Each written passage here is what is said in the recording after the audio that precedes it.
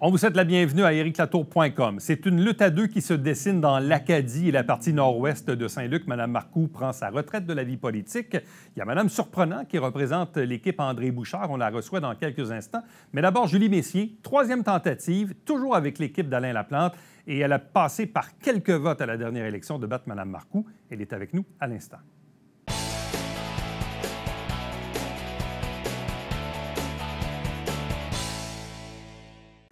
On poursuit notre tournée d'entrevue avec les candidats et candidates à l'élection municipale de Saint-Jean-sur-Richelieu dans les 12 districts électoraux. Aujourd'hui, on est dans le 7, le secteur de l'Acadie, une portion aussi nord-ouest de Saint-Luc, aux limites de la Prairie, avec la candidate de l'équipe Alain Laplante, Julie Messier. Bonjour et bienvenue.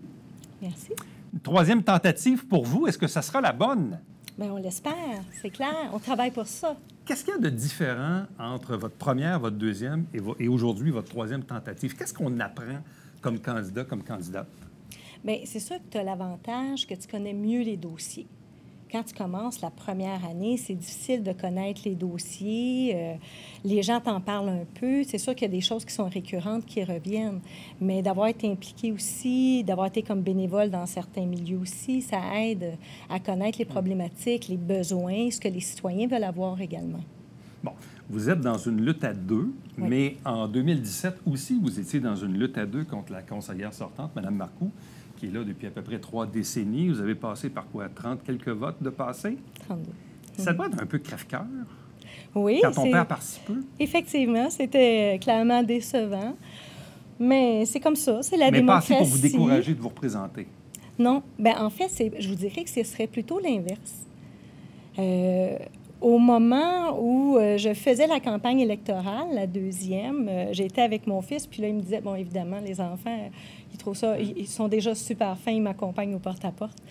Puis, il me disait, là, maman, tu fais quoi? Bien là, j'avais dit, bon, là, c'est la deuxième fois. Fait qu'en quelque part, là, on ira voyager à la place si les gens préfèrent continuer là, avec Mme Marcoux. Mais là, à 32 voix, là, il y a un message. C'est tentant de se réessayer. Il y a un message en quelque part. Et là, Mme Marcoux n'est plus là. Donc, c'est un siège ouvert. C'est encore une lutte à deux. Oui. Qu'est-ce qui vous motive pour cette élection-là? Qu'est-ce qu'elle a de différent au niveau des enjeux, au niveau... Bien, je dirais qu'il y a des enjeux qui sont absolument similaires. Pour le secteur, là, ça revient quand même, on pourra en parler. Ce qui motivait, bien, c'est sûr que moi, le 7 novembre, il me reste 6 mois puis je suis à la retraite. Ah, OK. Alors, quel beau défi de poursuivre, effectivement, et de continuer. Vous aurez du temps. J'aurai tout mon temps pour les citoyens. Vous êtes encore dans le réseau de la santé, là. Oui, tout à fait. Encore pour 6 mois. Puis probablement que je serai disponible. Moi, je donne beaucoup de formations. Donc, probablement que je serai disponible aussi, là, peut-être à contrat, si on a besoin de quelqu'un pour poursuivre au niveau des formations. Bon. Là, j'ai envie de dire à la blague, il y avait un gros enjeu, c'était le champ de tir. Oui. Mais là, il y a une entente hors cours. Fait que c'est réglé? Bien, c'est réglé, du moins en grande partie, à l'avantage des citoyens, définitivement, parce que c'était quand même problématique là, pour plusieurs secteurs. Là. Il y avait les gens qui étaient directement devant le champ de tir sur Ruisseau-des-Noyers, mais il y avait également tout le secteur de l'Âtre, le secteur des Pins, Rémillard-Valrennes. Tous ces gens-là entendaient les tirs, puis vraiment à des sonorités différentes, parce que c'était comme amplifié du côté des Pins. Là, un jour, on va connaître, j'imagine, les détails de l'entente. Je comprends que c'est une entente hors cours, mais en même temps, ça touche les citoyens.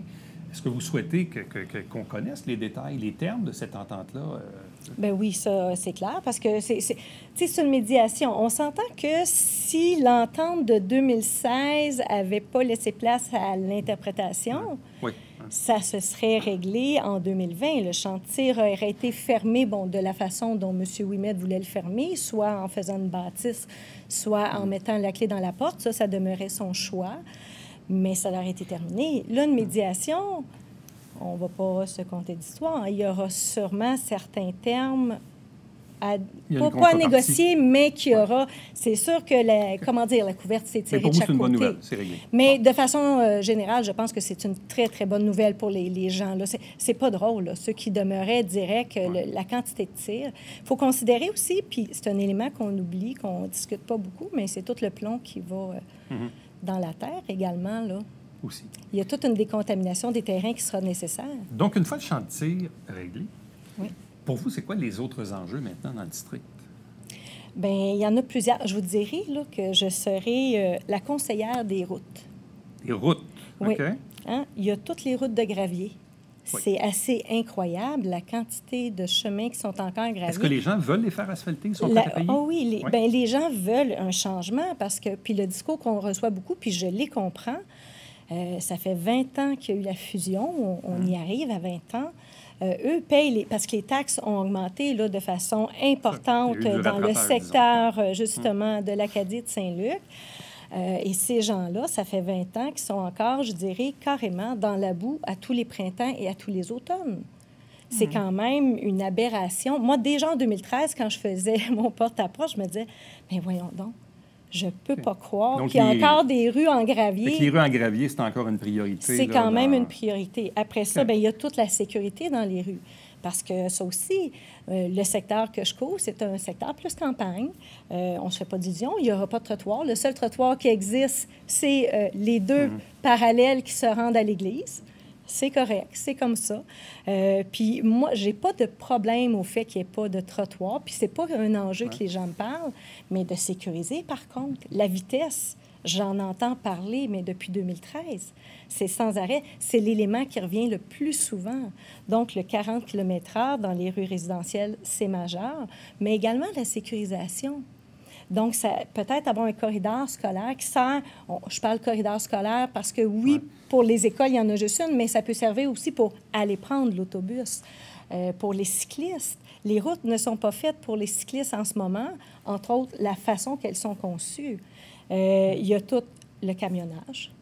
On le sait, c'est un gros enjeu. C'est un enjeu qui polarise beaucoup au niveau du village également. Mais surprenamment. Je sais qu'il y a déjà eu des tentatives avec Mme Marcoux d'avoir une voie de contournement avec le ministère des Transports, mais il fallait dézoner peut-être des parcelles de zones agricoles. Bref, le projet n'a pas passé, mais si on n'est pas capable de les faire contourner, il faut vivre avec les camions? Bien, vivre avec les camions, je me dis, c'est un chemin qui passe à travers vraiment le village patrimonial, déjà. Fait que ça a des impacts au niveau du bruit, au niveau de la vibration. C'est clair. Les gens qui demeurent là, autant les citoyens du Clocher, de Grand-Pré, les écoliers, c'est toutes des fenêtres fermées à l'année. Ils sont c'est incroyable, le bruit, là. Et la on parle pas de 30 à 40 camions, on parle de 800 à 1000 camions qui passent. Mais c'est quoi la solution pour les faire passer bien, en quelque part, il y a quand même des routes au niveau industriel, dans le secteur industriel qui passent, qui sont des doubles voies, qui ont été conçues pour avoir des camions. On a l'avantage, je dirais, qu'au niveau du camionnage, ils ont des heures élargies. Parce que souvent, les gens avec qui j'ai parlé, qui ont des camions, vont me dire, ben oui, mais là, Julie, on va se retrouver dans le trafic, on va être serré dans le trafic. Et je les comprends. Mais en même temps, souvent, ils partent beaucoup plus tôt. Ils reviennent beaucoup plus tard. Puis il y en a d'autres à qui j'ai parlé qui m'ont dit, oui, c'est vrai qu'on n'est pas nécessairement toujours dans les heures de trafic. Hein, ils ne font pas du 8 à 4. Donc, on pourrait mettre quoi, des interdictions sur des plages horaires peut-être sur une plage horaire saisonnière. On avait parlé, parce qu'il y a quand même un comité de citoyens là, qui s'était monté en 2018. On avait discuté un peu avec Louis Lemieux. Moi, je lui avais même proposé de penser un peu plus loin, peut-être du saisonnier. Parce qu'on s'entend que l'hiver... les routes sont dures, les fenêtres sont fermées, donc ça brise beaucoup moins. Les gens ne vont pas promener leurs chiens, faire du vélo, faire leur jogging. Donc, ça aussi, ça devient... Parce que, tu sais, c'est pas juste le village, hein? Justement, j'y étais là, en fin de semaine. Fait que c'est vraiment là que j'ai passé du Clocher, tout le début de 19 villages, puis tout le village par la suite. Et je vous dirais que c'est la plainte majeure. Fait que c'est comme pas une ou deux personnes qui s'en plaignent, puis ça vient aussi du côté de Saint-Philippe, là. Ça vient pas seulement du côté de Saint-Jean. Fait que c'est quand même un point important. Puis vous savez, il y a quelqu'un qui m'a amené un élément super intéressant en discussion par rapport à, bon, on est-tu pour ou contre le camionnage, puis eux ont des camions dans le village. Puis je disais, bien, pour les camionneurs du village, on s'entend que ça ne change rien. Les locaux. Ça ne devrait même pas polariser la situation. Ils demandent dans le village, évidemment, il faut qu'ils sortent du village. Là. Puis c'est pas 30-40 camions que les gens se plaignent. Mais elle me disait, on a un peu peur que ça devienne un village fantôme. Mais en fait, ce qui amène le fait que ça pourrait devenir un village fantôme, c'est justement parce qu'il y a tellement de camionneurs qu'il n'y a personne d'autre qui y vient. Le seul élément touristique qu'on a en ce moment, c'est les fêtes de l'Acadie. Puis pendant les fêtes de l'Acadie, bien justement, ils demandent aux camions de ne pas passer. C'est pas pour rien. Fait que, tu sais, si on veut développer, puis ce serait très intéressant, on a ce qu'il faut à l'Acadie, sur le même principe que des routes touristiques comme Donham et des choses comme ça. Et je parlais aussi, justement, parce que sur mon territoire, j'ai une dame que j'ai rencontrée qui est au tourisme Montérégie et qui me disait la même chose. Elle me disait, hey, moi, je serais vraiment partante pour qu'on travaille à développer des routes touristiques dans l'Acadie Saint-Luc. Ce serait fort intéressant. Tantôt, on parlait de routes en gravier, mais est-ce que vous sentez encore de l'intérêt pour brancher l'égout et l'aqueduc dans certains secteurs? Tout à fait. Et encore une fois, les citoyens sont-ils prêts à payer les montants? Je vous dirais que ça, ce sera effectivement à discuter avec eux, dans le sens où j'ai les deux discours. Des gens qui en veulent absolument de l'eau qui vienne et d'autres non. Dans ces secteurs-là, on parle, tout le secteur, là, un peu plus que moi j'appelle Valrennes, donc des Roches, Rouville, qui m'en ont parlé. Côté Ruisseau des Noyers également, les gens en parlent. Et là, c'est variable. En fait, ça varie de leur puits arrive sur quel type d'eau. Parce que vraiment, ils n'ont pas le même type d'eau d'un endroit à l'autre. Il y en a qui me disent, écoute, moi, j'ai rien à dire, mon eau est parfaite. D'autres qui me disent, oh non, ça sent les œufs, ça sent le soufre. L'eau saline, c'est quand même un peu moins présent, mais quand même. Fait que oui, c'est demandé, mais comme je dis, c'est pas un ensemble de personnes qui le demandent, contrairement aux routes en gravier. Dernière question. Donc, c'est votre troisième tentative, toujours avec la même équipe. Donc, pourquoi se présenter en équipe et pourquoi le faire avec M. Laplante? Bien, je pense pour M. Laplante, je l'avais déjà expliqué là, quand j'étais venue, là, fin janvier, début février, je ne me rappelle plus. Je ne pourrais pas me présenter avec quelqu'un d'autre. M. Laplante, c'est quelqu'un qui est capable de se tenir debout, malgré les tempêtes, on l'a vu. C'est quelqu'un qui est honnête, qui est très intègre. Et en ce sens-là, quand il promet quelque chose aux citoyens, il écoute les citoyens. Pour lui, c'est une de ses priorités, c'est la consultation citoyenne, justement tenir compte de ce que les gens veulent pour moderniser notre ville, puis l'amener, je dirais, en 2021. Julie Messier, merci beaucoup. Merci. Restez avec nous, on vous revient après ceci.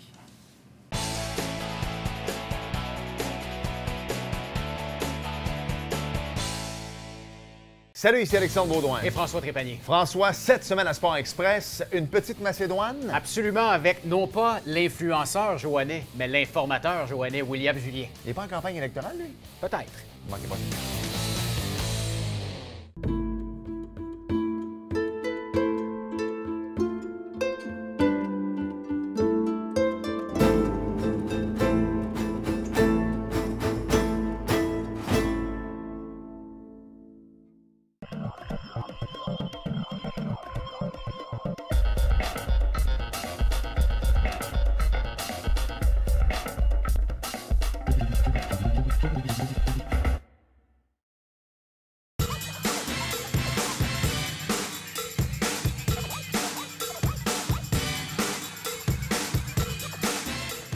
Dimanche, 9h30, Télébingo, on vous attend.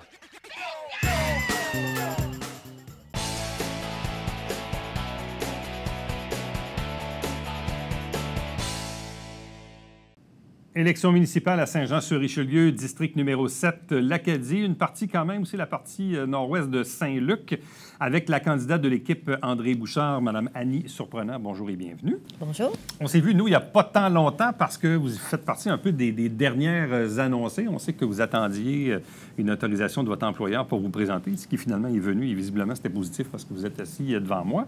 Donc, entre le moment qu'on s'est vu puis aujourd'hui, là, vous avez fait du porte-à-porte. C'était déjà commencé un peu. Comment ça fonctionne? Comment appréciez-vous ce nouveau vecteur de votre vie qui est celui de faire de la politique? Oui. Bien, de façon générale, là, de par ma personnalité et tout ça, je ne suis pas quelqu'un qui a tellement de difficultés à entrer en contact avec les gens. Donc, c'est certain qu'il faut avoir cette ouverture-là là, quand on se présente aux portes des gens. J'avais déjà commencé un peu lors de notre dernière rencontre, mais là, ça s'est vraiment intensifié. J'essaie d'en faire dans différents secteurs du district parce que malheureusement, de par sa grandeur, puis de par le fait que je travaille aussi durant le jour. J'ai beau prendre des journées de congé pour en faire. Je vois pas que je vais être capable de couvrir le district au complet puis vraiment avoir fait chacune des portes. C'est un district qui, sur le plan géographique, est énorme, mis à part les poches, là, le village de l'Acadie ou la rue de la Canadienne ou le domaine de l'An. Le restant, il faut faire de la route pour aller voir le monde, là. Ah oui, absolument, absolument. Faire le tour du district au complet, là, ça prend 1 heure et demie là, quand on fait vraiment le tour juste en voiture. Donc, on s'imagine que se rendre à chaque fois pour aller faire quelques heures de porte-à-porte, c'est long. Qu'est-ce qui vous motive à faire de la politique municipale? Bien, d'abord et avant tout, c'est envie de faire une différence. Je suis quelqu'un qui aime ça être au service des gens. J'aime ça trouver des solutions. Donc, auprès de mes amis, auprès de ma famille, auprès de tout le monde, dans le fond, je suis celle qu'on appelle lorsqu'on a une problématique avec quoi que ce soit. Donc, je pense que ça prend ce genre de personnalité-là, quelqu'un qui est à l'écoute, puis qui est vraiment en recherche de solutions, puis qui approfondit les choses, là. Donc, je trouvais que c'était tout indiqué, dans le fond, pour moi. Bon. Vous travaillez dans quel domaine? Je travaille dans le domaine de l'enseignement. Je suis au Collège royal militaire de Saint-Jean. Ça fait 17 ans.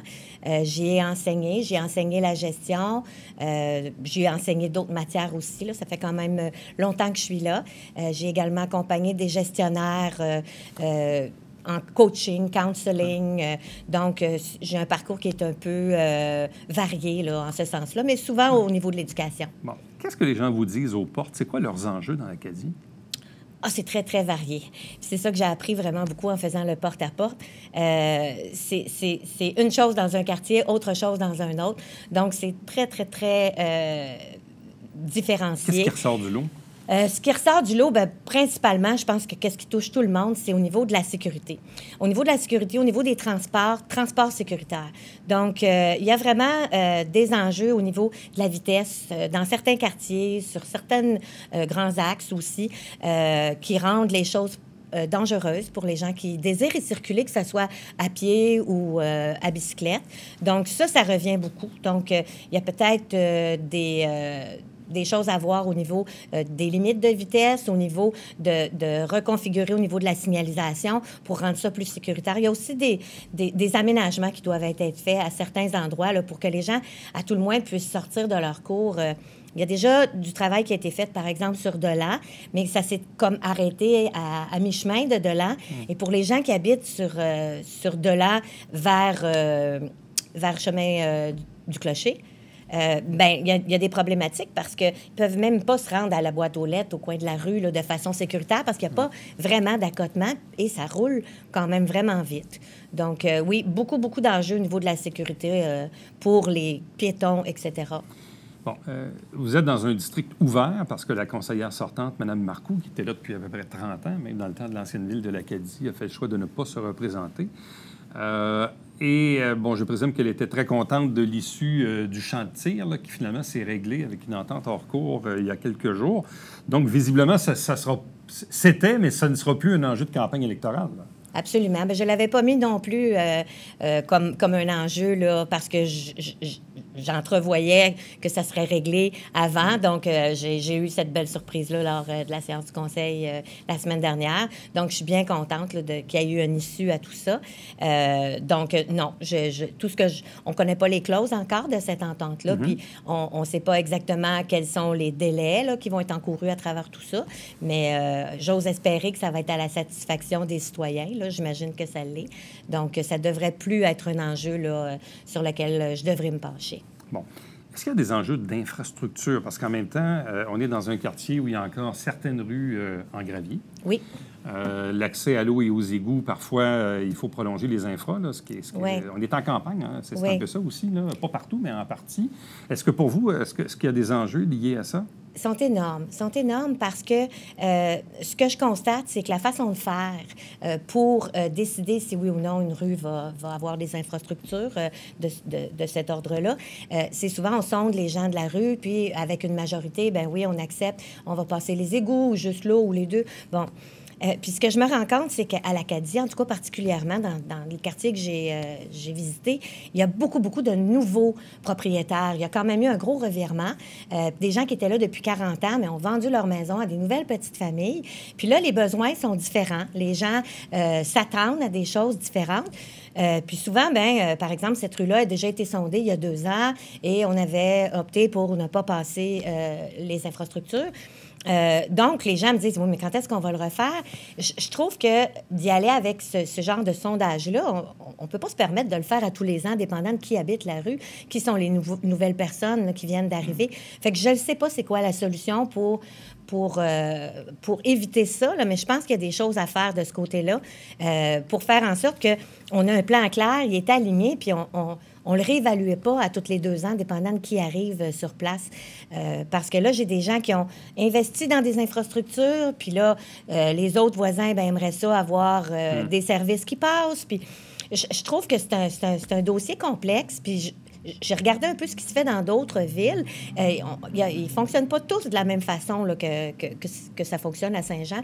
Donc, je m'interroge beaucoup là-dessus, puis c'est quelque chose sur lequel je vais devoir faire beaucoup de recherches. Bon, un des enjeux dont on parle depuis plusieurs décennies dans l'Acadie, c'est le camionnage, entre autres dans le village, oui. non loin de l'église et de l'intersection de l'école primaire. Oui. Je sais que Mme Marcoux avait déjà travaillé là-dessus, mais le MTQ, malheureusement, c'était pas possible. Pour vous, est-ce qu'il faut ramener ça à l'avant-plan? Est-ce que vous en entendez parler? Est-ce qu'il y a des solutions pour avoir des voies de contournement pour éviter qu'il y ait le camionnage dans l'Acadie? Au niveau voie de contournement et tout ça, moi, je pense que cette option-là a déjà été envisagée. Ça impliquait de passer à travers des terres agricoles. Donc, c'est vraiment pas une option là, envisageable, là, selon moi. Là.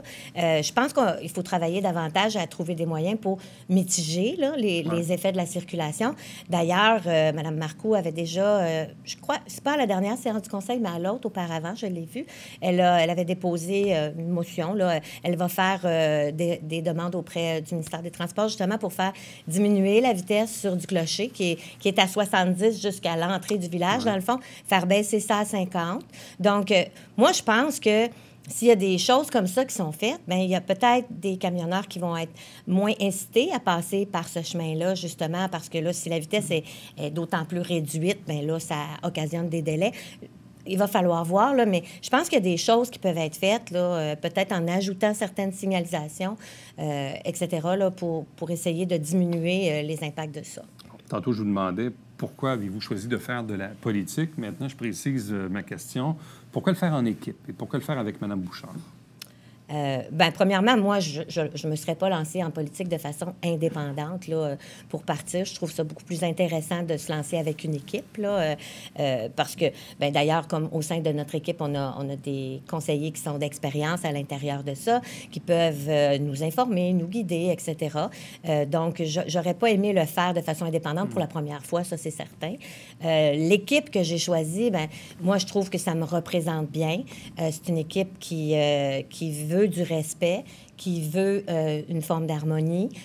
Donc, moi, c'est toujours ce que j'ai prôné là, dans le milieu de travail où j'ai été. Donc, je ne me verrais pas travailler autrement que comme ça. Puis, à date, bien, c'est bien agréable là, de faire les choses en équipe, les discussions, etc. On a des rencontres avec certains professionnels. C'est très instructif, éducatif, là, et ça me plaît beaucoup. Quel est le regard que vous portez sur la gestion de la ville, sur le conseil des dernières années? Parce que la réponse est toujours différente entre quelqu'un qui est impliqué dans le processus décisionnel versus un citoyen comme vous, un citoyen qui arrive de l'extérieur, qui a regardé ça, peut-être pas de façon aussi intense que les journalistes et les politiciens eux-mêmes, mais quel est le regard que vous portez de ce que vous avez vu? Bien, ce que j'ai vu, c'est des bris de communication. C'est des clivages là, qui sont pas bénéfiques là, pour la population en général, pour l'avancement des projets. Je trouve ça regrettable. Puis je pense que même si on est d'opinions différentes, même si on a des allégeances politiques différentes, je pense que les gens devraient travailler davantage en équipe, à trouver des solutions ensemble. Et c'est ce que Mme Bouchard souhaite faire là, pour les années à venir. Donc, moi, mon regard à l'extérieur de ce que j'ai vu, écoutez, je les ai regardés, là, les séances du Conseil, je les ai regardés à la télévision. Puis je vais vous dire que pour la première fois, lors de la dernière séance du Conseil, j'étais même assise dans la salle.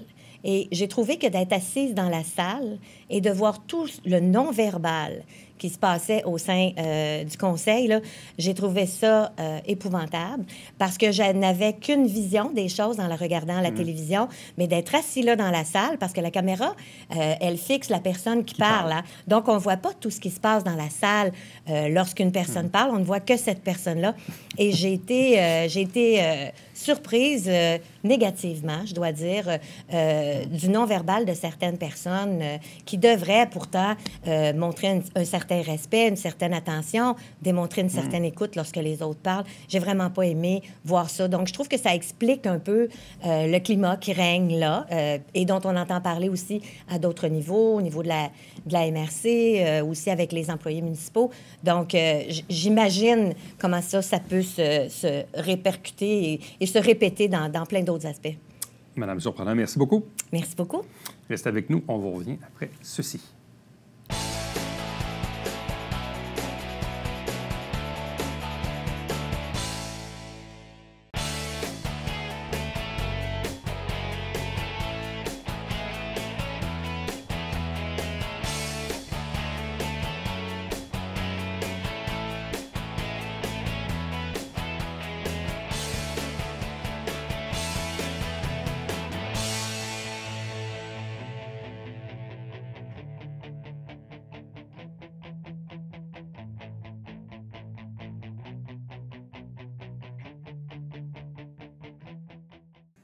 On est dans la thématique de l'Halloween au musée du Haut-Richelieu, atelier sur céramique. Bref, il y a toutes sortes d'activités, même des trucs qu'on peut aller acheter et faire à la maison et bricoler avec ses enfants. Donc, si ça vous intéresse, vous avez les informations à l'écran.